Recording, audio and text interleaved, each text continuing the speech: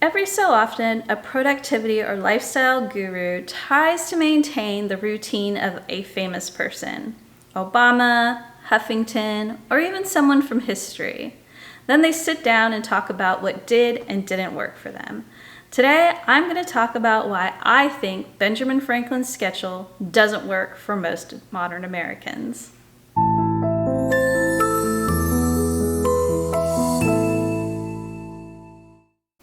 Hello, I'm Angel, and welcome to my channel. In case you don't know, Benjamin Franklin was born in 1706 in the English North American colonies. He is sometimes referred to as the first American because he was one of our founding fathers. He had a very long life and had many careers. He started out as a printer. He was also a writer, politician, inventor, and our very first Postmaster General. He died in 1790, and in the last couple of years of his life, he was working on what he called his memoirs, which were published posthumously as his autobiography. It's from this text that we get the schedule that many people try to keep. I've watched several YouTubers who have tried to follow his routine, and I've read a few articles written by people who have also attempted the routine. I've identified 4 overlapping areas where people have struggled. So let's talk about each one.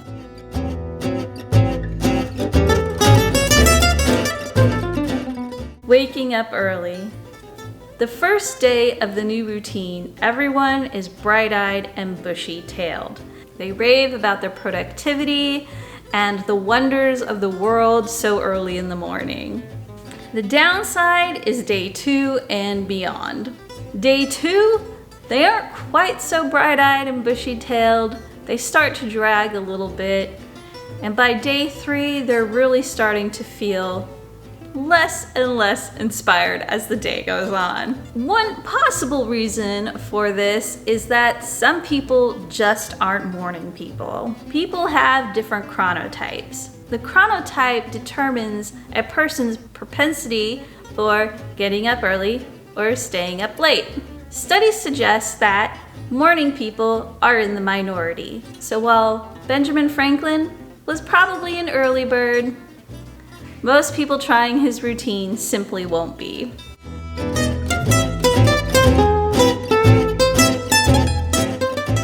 Franklin didn't make time to work out. In his memoirs, Franklin writes about his first day in Philadelphia. He was 17 and a fugitive because he left his Boston apprenticeship with his brother without permission. In the recounting of the story, Franklin talks about walking around town. He was broke, and his financial situation remained precarious for a long time. Over his lifetime, he spent year-long stretches in London and in France. So while he eventually accumulated wealth and private wheeled transportation was growing in use in Philadelphia in the 18th century, walking would have been a popular choice to get around town, and he probably wouldn't have thought much about doing it. His house in London and in Philadelphia were 3 stories tall, as was his place of work. Rest assured, even though he didn't set aside time to work out, Benjamin Franklin was getting his steps in.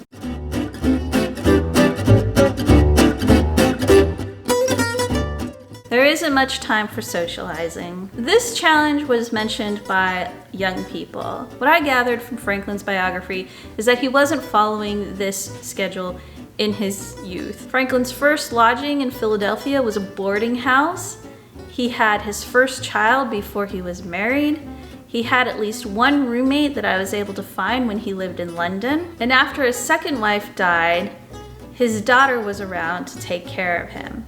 Additionally, his job required interaction with others. As a diplomat, he would have been working on building relationships with people. As postmaster, he had co-workers and subordinates. It's important to remember his schedule was how he aspired to spend most of his time, most days. There were times he would have attended events such as dinners or concerts, or even hosting people over to his house. Yes, there were times that he shut himself away so that he could write or think or work on his experiments, but that wasn't how he spent the majority of his day.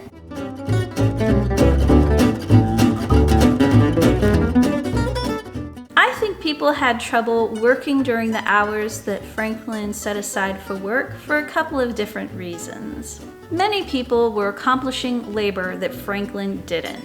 Franklin was a looked-after white man. He lived at a time and in a place where gender roles were closely followed. He didn't wash his clothes or prepare his own meals. He wouldn't have been going grocery shopping. When he talks about putting his things away at the end of the day, he wasn't going to the kitchen to bust suds. All of those tasks, the ladies of the boarding house, his wife, slaves, housekeeper, or daughter would have done for him.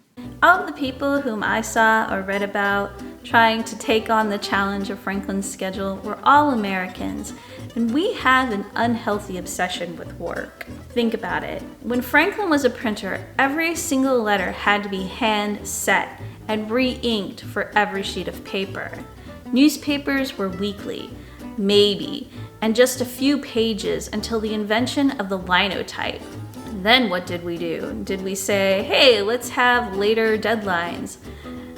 Well, maybe, but mostly what we did was we increased production.